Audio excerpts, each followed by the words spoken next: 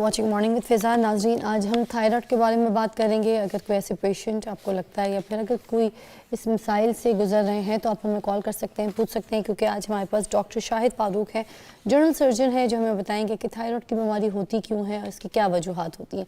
अस्सलाम वालेकुम। वालेकुम अस्सलाम। सर, कैसी तबीयत है आपकी? अल्हम्दुलिल्लाह जी, मैं सर, मैं सबसे पहले यही पूछना चाहूँगी कि थायराइड क्या है और ये हमारे जिस्म में क्या किरदार अदा करता है, ये होता क्यों है?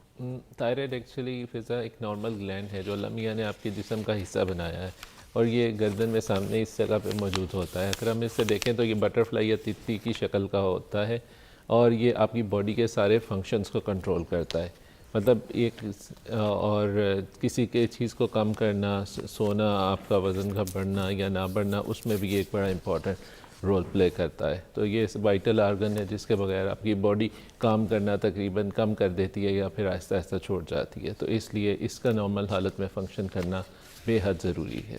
सर, थायराइड में आवाज़ भी ख़राब होती है या फिर गला बैठा रहता है, गला सूजा रहता है, कोई ऐसे सिम्टम्स भी होते हैं? इसकी आमतौर पे जो अलामात हैं, गले में सोजिश बढ़ जाती है, सोजन हो जाती है। समटाइम्स आपने देखा होगा लोगों की गर्दन बिल्कुल फूली हुई है। सर, डबल चिन वाली जगह पे सूजन रहती है ज़्यादा या फिर? डबल चिन नहीं, ये इसमें नीचे बिल्कुल एटलीस्ट इधर ये आपकी वॉइस बॉक्स है, इसके नीचे ये होता है। और अगर इस जगह पे यस, अच्छा।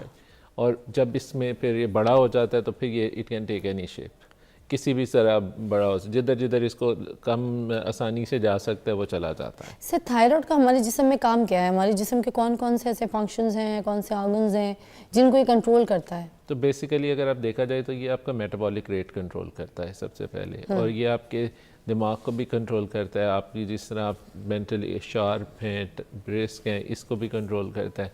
आपके दिल को कंट्रोल करता है, दिल की धड़कन को कंट्रोल करता है, आपकी अंतड़ियों की मूवमेंट को कंट्रोल करता है, और इसमें आपके जो रिप्रोडक्टिव आर्गन्स होते हैं उनकी फंक्शनिंग को भी कंट्रोल करता है। तो इसलिए ये तकरीबन आप देखा जाए तो ये सारे ऑर्गन्स जो हैं, दिमाग हो गया, दिल हो गया, अंतड़ियाँ हो गई, आपके जो ये रिप्रोडक्टिव ऑर्गन्स हैं, उन सारों की नॉर्मल फंक्शनिंग को कंट्रोल करता है। कोई मिनी दिमाग? क्योंकि हमें तो दिमाग का ही पता था कि वो सिग्नल देगा, दिमाग के ज़रिए सारे काम होंगे, बट मुझे लग रहा है ये भी कोई छोटा सा मिनी दिमाग है हमारे अंदर। इट्स नॉट एक्चुअली, आप इसको ब्रेन तो नहीं कह सकते, but it's part of vital organ है। ब्रेन जिसके थ्रू आप समझने के काम करता है और बॉडी को कंट्रोल करता है। अच्छा, और तो आप ये भी तो कह रहे हैं ना कि मेटाबॉलिज्म को भी कंट्रोल करता है, तो ये ओबेसिटी, मोटापे की भी तो वजह बन सकता है? जी बिल्कुल, जब ये काम अपनी काम कम कर रहा हो, जिसे कहते हैं अंडर एक्टिव है या फिर हाइपोथायराइड है पेशेंट, या उस कंडीशन में ये फिर इसमें वज़न बढ़ जाता है मरीज़ का और मरीज़ मोटा होता जाता है। लेकिन उसमें जो अलामात हैं वो ये कि पेशेंट कहता है मैं खाना नहीं खाता, मुझे भूख नहीं लगती, बट स्टिल मुझे वज़न बढ़ रहा है मेरा, उसमें यह ख़ास बात होती है। तो इनकी वजूहात क्या होती हैं? क्यों पेशेंट कहता है कि मेरा वज़न बढ़ रहा है? इसमें जो कि कुछ इसमें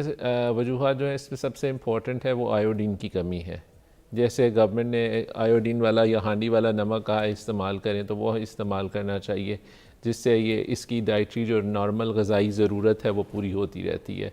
और जब आपकी ग़िज़ा में कमी होती है आयोडीन की, तो फिर इसमें ये काम करना कम कर देता है, और जिसकी वजह से फिर मोटापा और उससे रिलेटेड बीमारियां आती हैं। अच्छा, इसकी अलामात क्या क्या होती हैं? किस तरीके से पता लगेगा कि हमें ये इश्यूज़ हमारे अंदर बन रहे हैं या कोई प्रॉब्लम है हमें ऐसी? अच्छा, इसमें दोनों सूरतों में जब ग्लैंड काम ज़्यादा, ये दूध काम अगर ज़्यादा कर रहा है तब डिफरेंट अलामत होंगी, कम हो कर रहा है तो उसकी अलामत का डिफरेंट होगी। ये साइंस आम इंसान को कैसे पता चलेगा? आम इंसान को इस तरह पता चलता है, तो सबसे कॉमन एक तो कम काम करने की अलामत तो हमने बता दी कि पेशेंट को भूख कम लगती है पर वेट गेन हो रहा होता है। पेशेंट की जिल्द खुरदरी हो जाती है और ड्राई हो जाती है, ठीक है जी।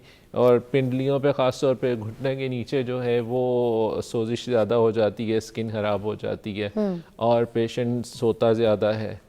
और इसी तरह जब दूसरी तरफ देखा जाए, ग्लैंड जब ज़्यादा काम कर रहा होता है तो जनरली ये पेशेंट जो होते हैं कमज़ोर होते हैं या थिन होते हैं। इन कहते हैं कि दिल की धड़कन बहुत ज़्यादा होती है वो, और दूसरी तरफ अगर हार्ट रेट बढ़ जाता है, कहते कहते वो मरीज़ कहते हैं कि डॉक्टर साहब दिल से दौड़दा महसूस होता है या दिल धड़कदा महसूस होता है। अच्छा, तो ये अलामत हैं इसकी। और फिर समटाइम्स अगर ज़्यादा एक्टिव हो तो पेशेंट को डायरिया भी हो सकता है। कुछ लोगों में आपने देखा होगा जिनकी आंखें बहुत ज़्यादा बाहर आ गई होती हैं, जिसे कहते हैं आने उबल पे ने, इस तरह और पंजाबी में कहते हैं पेशेंट आके तो वो I like it. अच्छा सर, मुझे बताएं कि ये जो थायराइड जब हो जाता है इंसान को, ठीक है, अब इसके साथ ये सिचुएशन है कि इंसान अगर डॉक्टर को नहीं दिखा रहा है, इसकी मेडिकेशंस नहीं ले रहा, तो क्या वो खुद ही ठीक हो सकता है? कोई घरेलू इलाज से इसका कोई इलाज है? नहीं, एक्चुअली इसके लिए जो सबसे इम्पॉर्टेंट इलाज और टोटका है वो आयोडीन की इस्तेमाल है, जो कि आप नमक में इस्तेमाल करते हैं, या फिर इसमें जो आप चीज़ है, मछली है, और इस तरह जो डेयरी प्रोडक्ट्स है उसमें आयोडीन होता है शामिल। तो अच्छा। अगर उसको यूज़ कर लें, अंडे भी इम्पॉर्टेंट चीज़ है, तो वो यूज़ करते रहें, इससे बचा जा सकता है। लेकिन अगर नहीं करेंगे, उसकी कमी हो जाएगी, तो फिर उसको नहीं।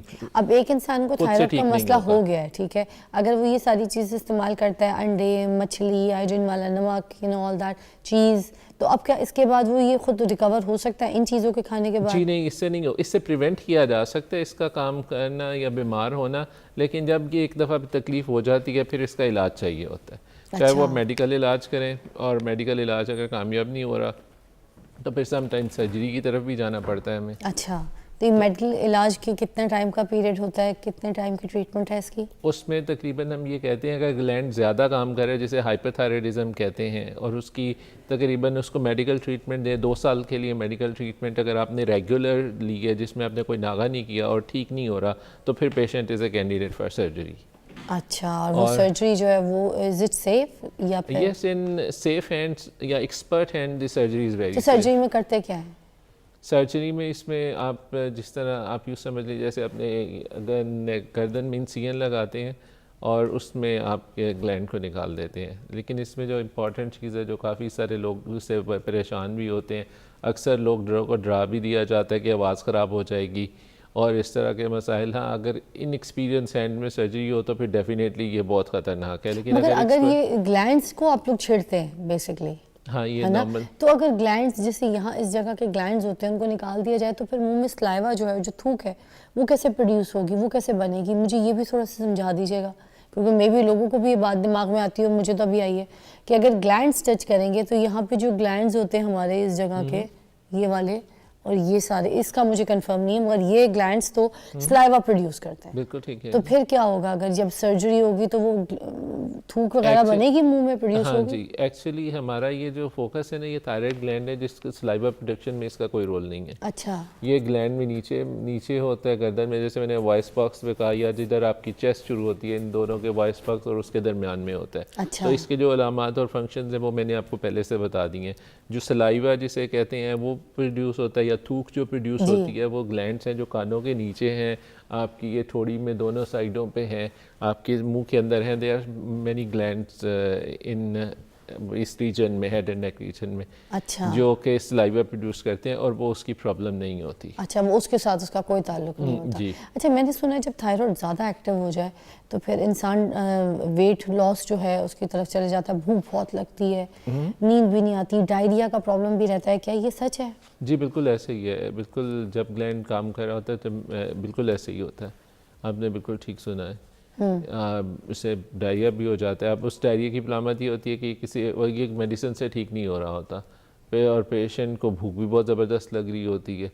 आम तौर पे जो इन्फेक्टिव डायरिया होता है या इन्फेक्शन की वजह से हो जाता है, या जिसे गैस्ट्रो या वो कहते हैं, उसमें जब पेशेंट को डायरिया होता है तो डायरिया के साथ पेशेंट में नमकियात की कमी भी होती है और पेशेंट की भूख भी नहीं होती। लेकिन इसमें ये होता है कि पेशेंट को भूख भी ठीक ठाक लग रही है, पेशेंट खाना भी खा रहा है, डायरिया भी हो रहा है, और पेशेंट थिन भी रह रहा है।